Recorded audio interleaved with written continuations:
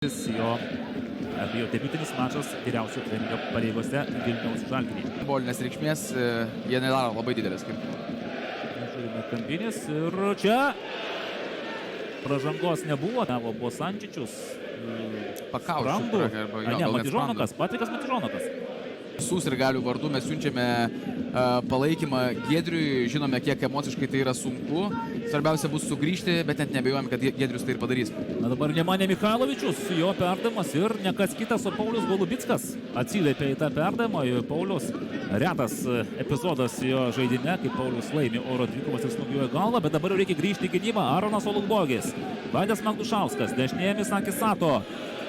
Aronas Olukbogis, jos smūgis ir Karlosas Olsasas. Pirmą kartą šis rungtynėse rimčiau padirbėti turi futbolininkas. Tinklo kol kas. Čia viena iš ilgesnių Gargždų Bangos atakų. Ovidijus Verbickas ir Ignas Venskus užaštrino situaciją. Kaip tik tai, ko tik ir reikėjo. Dabar Fridas Praleika. Jo perdavimas. Kaip aukštai kyla Rikardo Heningas. Ir įvartis. Aronas Olukbogis. Įvartis. Nuostabus smūgis į apatinį tolimą vartų kampą. Ir prašau, standartinė situacija virtusi Gargždų Bangos įvarčių. Gali būti, kad ten ir buvo rikošėtas. Kaip ir minėjome, tie smūgiai Lietuvai pliaupiant pavojingesni tampa akivaizdžiai. Žalgiris turi bėdų. Ir taip, nemušant įvarčio teks ieškoti. Panaši kombinacija baigėsi pirmuoju Gargždų Bangos įvarčiu. Vėl Fridas Praleika, jo perdavimas.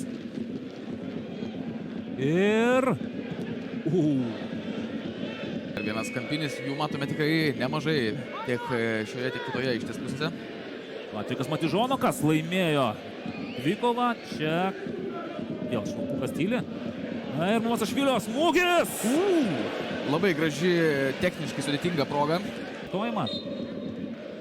Aš čia nepasakysim, bet aš manau, kad linkęs sutikti su arbitru. O gal visgi? Ko gero. Pirštų galais. Jeigu sukeistum komandų aprangas skirtingomis spalvomis, sakyčiau, čia Vilniaus Žalgiris taip kontroliuoja kamuolį ir Misakis Sato.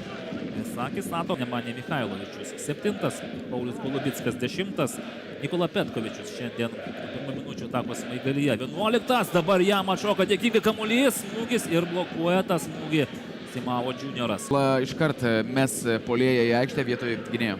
Tų puolėjų pasirinkimas be abejo ribotas, tai Livio Antali. Ir yra ne vienas pavyzdys, kaip ir iš Gargždų Bangos galima išvykti į kitas užsienio šalis. Žalgiriui reikia tiesiog poros geresnių epizodų, kuris galbūt vienaip ar kitaip baigsis įvarčiu, ypatingai žinant oro sąlygas, ypatingai žinant... Taip, kad su 3 taškais keliauti be abejo daug smagiau. Livio Antalės atsiliepė į perdavimą, smūgis ir į tribūną. Taip link tolimojo virsto, taip ir yra ir kas vėl Paulius Golubickas į skersinį. Po keitimo aikštėje pasirodė nauji futbolininkai. 59% kontroliuoja kamuolį Žalgiris, bet tai, kaip ir minėjome, tikrai spalvų daug į žaidimą neįneša kol kas. Ir čia Livio Antalės, Gustas Jarusevičius, jie kaunasi ir smūgis, įvartis! Vilniaus Žalgiris lygina rezultatą tokioje sunkioje kovoje, 77 minutę. Ir nekas kitas, o Paulius Golubickas pykšteli iš toli. Kalbėjome apie Paulių pirmame kėlinyje, apie tai, kad jis, būdamas šios komandos lyderiu, privalo imtis iniciatyvos, privalo rodyti asmeninį pavyzdį. Ir dabar, be abejo, įvertinkim, Gustas Jarusevičius, Livio Antalis įvėlė į kovą Bangos gynėjus. Sudarė sąlygas pasižymėti Pauliui Golubickui, bet be abejo, tą smūgį atliko Paulius. Na ir dabar... Matėsi, kad Žalgiris arties galų gale kažkada užlips, nors tų progų, kaip ir ką tik sakiau, nesikuria, bet kažkada turi pramušti. Ir štai čia Natanas Žebrauskas taip pat nepadėjo savo vartininkų šioje situacijoje. Gynybinio plano atraminis saugas tikrai daro savo darbą pagirtinai. Beje, jį puikiai pažįsta Andrius Kerla. Pažiūrėkime apie ir čia galėjo nutildyti. Ir Natanas Žebrauskas galėjo nutildyti komentatorių, kurį į ką išvirs šis perdavimas. Link vartų ir Karlosas Olsasas. Na, čia galėjo būti smūgis į paširdžius. Aikštelėje, 7 iš jų baudos aikštelėje. Ir smūgis į vartus. Peteris Bosančičius. Taip. Vizualiai atrodė, kad Perdavimo metu kamuolys įskriejo už aikštės ribų. Ir Rolandas Džiaukštas ir Nerijus Mačiulis. Visi ant kojų link Bosančičiaus, bet kaip puikiai Žebrauskas žaidžia. Ir viskas. Viskas, rungtynės baigėsi. Vilius Paulauskas fiksuoja rungtynių pabaigą 1-1. Dar